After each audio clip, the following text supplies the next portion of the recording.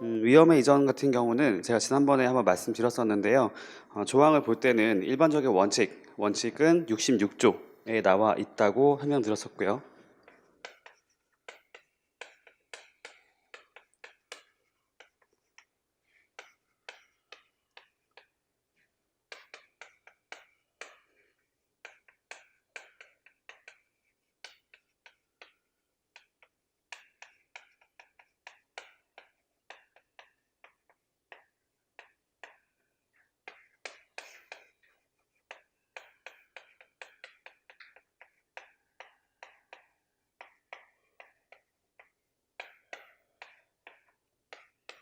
네, 이렇게 정리를 하시면 될 것 같습니다.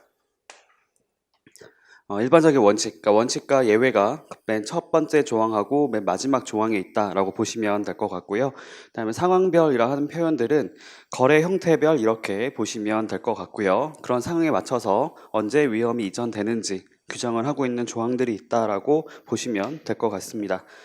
첫 번째 내용부터 볼게요. 위험 부담의 일반 원칙.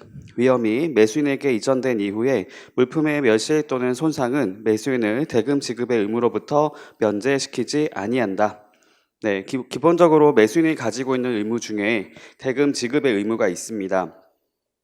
그래서 혹시라도 위험이 이전된 이후에 어떤 물품의 멸실이나 손상이 발견되었다 하더라도 그것은 매수인이 가지고 있는 대금 지급의 의무를 면제시키지는 못한다. 대금 지급은 이루어져야 한다라고 나와 있습니다. 다만 그 멸실 또는 손상이 매도인의 자기 또는 부자기에 기인한 경우에는 그러하지 아니한다라고 써 있습니다. 그렇죠? 저번에 말씀드렸던 것처럼 기본적으로 매도인이 그 위험 이전에 관련된 그 인도 장소가 있겠죠. 위험 이전한 장소가 있다고 했을 때 거기서 위험이 이전되고 나서 발생하는 어떤 물품의 멸실, 손상 같은 경우는 매도인이 책임질 이유가 없습니다. 하지만 예외가 있던 게 있었죠. 매도인의 어떤 잘못으로 인해서 잘못에 기인해서 발생하는 것들, 그 중에 가장 대표적인 것이 뭐냐면 포장을 잘못한 경우다라고 보시면 되겠죠.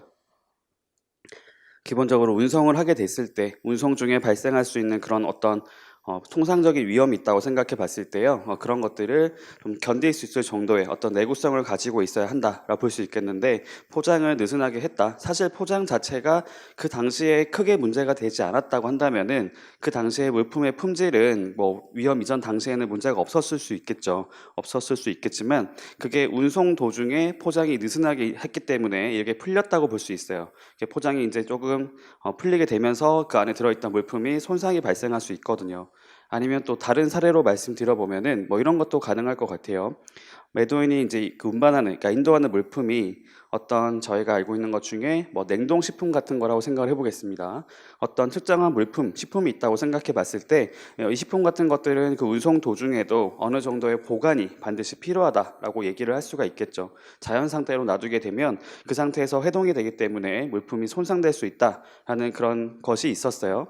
그래서 그런 것들을 가지고 이제 매도인이 운반을 할 때는 그러니까 인도를 할 때는 거기 나와 있는 운송인한테 이런 사실들을 알려서 이렇게 보관을 하게 만든다거나 아니면 자신이 스스로 이렇게 보관할 수 있도록 그렇게 충분히 견딜 수 있도록 이렇게 포장을 한 상태로 물품을 인도를 해야겠죠. 근데 그렇게 하지 않고 예를 들면은 그 당시에는 이게 상태가 이상이 없었지만 예를 들면 운송 자체가 일주일 걸린다고 생각해 봤을 때 일주일 안까지 이렇게 냉동이 되지 않은 상태로 중간에 해동이 되는 상태로 물품이 이제 운반이 된다고 생각해 보면 이것은 분명히 매도인의 잘못이다라고 얘기를 할 수 있겠죠.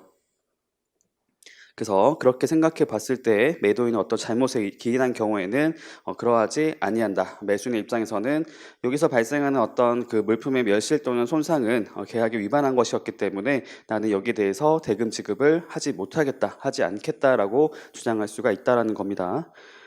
그다음에 그 밑에 보시면 위험 이전의 예외라고 해서 70조 내용이 나와 있는데요. 일단은 바로 예외부터 같이 볼까요? 예외. 어디 보시면 되냐면 70조 74페이지 한번 같이 보겠습니다. 매도인의 계약 위반이라고 써 있고요. 매도인이 계약의 본질적인 위반을 범한 경우에는 67조에서 69조의 규정은 그 본질적인 위반을 이유로 매수인이 원용할 수 있는 구제를 침해하지 아니한다라고 써 있습니다. 이게 어떤 말인지 한번 봤을 때는 사실 선뜻 이해가 안 갈 수가 있어서 제가 설명을 드려볼게요.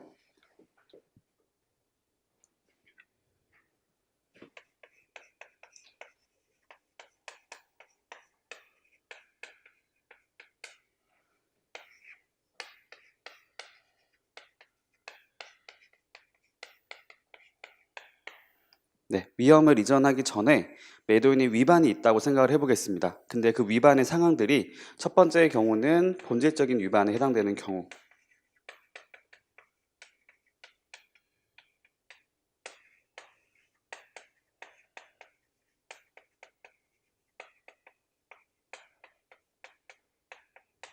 이렇게 나누어서 생각을 해보도록 할게요.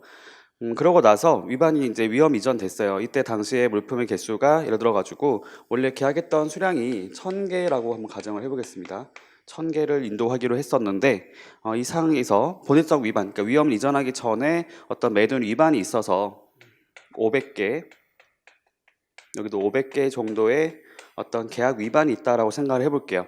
그러니까 품질 자체가 문제가 있었다라고 생각을 해보겠습니다. 첫 번째 경우에 이렇게 위험 이전되고 나서 운송이 돼요.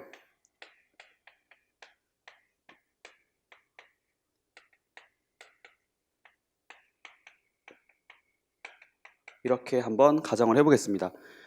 이렇게 위험이 이전됐다. 여기가 예를 들어가지고 저희가 FOB라고 했을 경우는 본선에 적재가 됐을 당시를 말을 하겠죠. 그러니까 적재가 돼서 이제 운반이 되고 있는데 운반 도중에 어떤 물품에 추가적인 손해가 발생했다고 생각해 보겠습니다. 그래서 500개여서 150개가 또 추가로 손해가 발생했다라고 생각을 해볼게요. 얘도 마찬가지로 150개가 추가로 손해가 발생을 했다. 그러면 지금 남아있는 것은 여기 보니까 350개가 남아있는 거죠. 얘도 350개. 자, 이 상황에 대해서 한번 말씀을 드려볼게요. 여기서 의미하는 바가 뭐냐면요. 기본 원칙이 뭐였냐면 위험이 이전된 이후에 발생하는 물품의 멸실이나 손상은 매수인이 부담한다라는 조건이었어요. 그죠? 매도인은 책임을 지지 않겠다. 여기서 대금 지급의 의무랑 같이 연결시켰지만 앞에서 봤던 거 생각해 보시면 위험이 이전되고 나서에 발생하는 것들은 매도인 책임이 없다. 36조 기억나시죠? 그 내용하고도 연결되는 거거든요. 그래서 지금 매수인의 입장에서는 사실상 1000개를 주문했는데 350개에 대해서만 일치하는 물품이 도착하게 된 거예요. 근데 어쨌든 간에 그 전에 위험이 이전되기 전에 발생했던 손해에 대해서는 매도인에 대해서 책임을 물을 수가 있잖아요. 그래서 500개에 대해서는 기본적으로 손해배상 같은 어떤 다른 권리구제권을 행사할 수 있습니다. 근데 문제가 뭐냐면 이거죠. 그 뒤에 이어지는 이 150개에 대해서는 어떻게 할 거냐 이거 가지고 얘기하는 거거든요. 원래 원칙은 위험이 이전되고 나서 발생됐던 멸실이나 손상이었기 때문에 매수인은 매도인에 대해서 책임을 물을 수가 없습니다. 그게 원칙이죠. 그래서 그 원칙은 여기에 적용이 돼요.